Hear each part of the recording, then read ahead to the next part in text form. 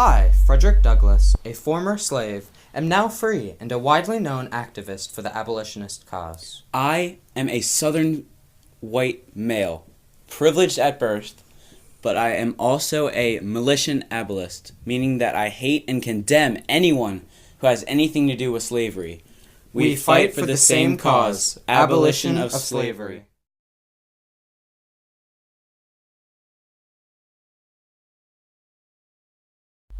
I fight for slaves' freedom through my talents as a skilled writer, a talented orator, and a prominent social critic. My belief that slavery must be overthrown by force drives me to stand up and fight pro-slavers and border ruffians who want to expand slavery into the North. The obligation to stand up to slavery is something we have both felt since early on in our lives.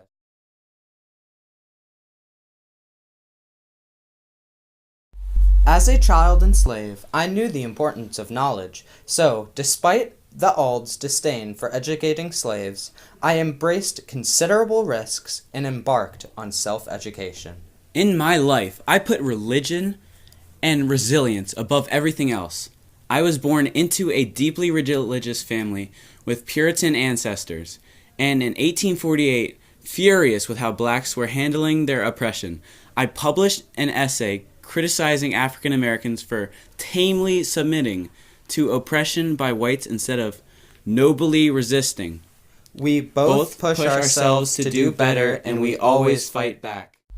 As a slave, I was whipped and beaten by Covey, my slave master, but I eventually struck back at Covey during a routine punishment. Covey never struck me again.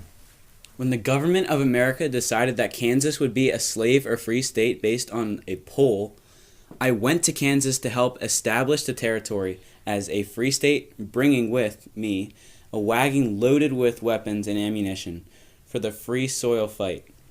Traveling the country and speaking for slaves to stand up are journeys we embark on.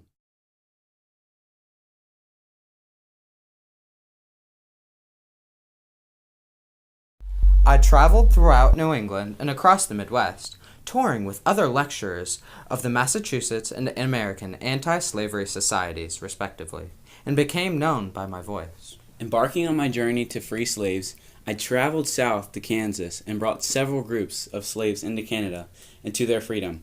We share the common knowledge that something must be done to end slavery.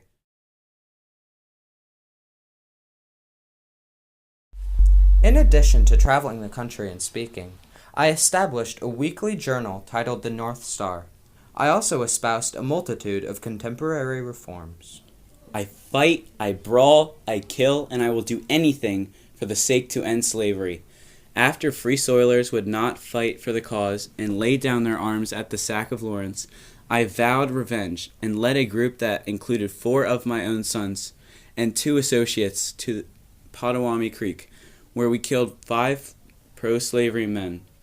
Although we differ on how the eradication of slavery should come about, we both know that the crimes of this guilty land, America, will never be purged away but with blood.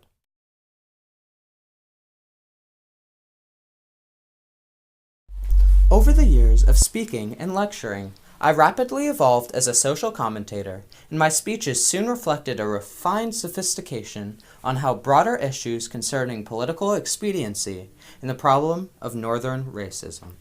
My fight is for the Southern African Americans. It always was and ever will be. In the summer of 1859, before the Civil War, I decided a plan to seize the federal arsenal at Harper's Ferry, Virginia. The plan did not go through. When slaves did not show up to help the cause and federal authorities took their place, my hopes were crushed. I was captured, tried, and hung. Although our paths ended differently, our impact on the world was the same.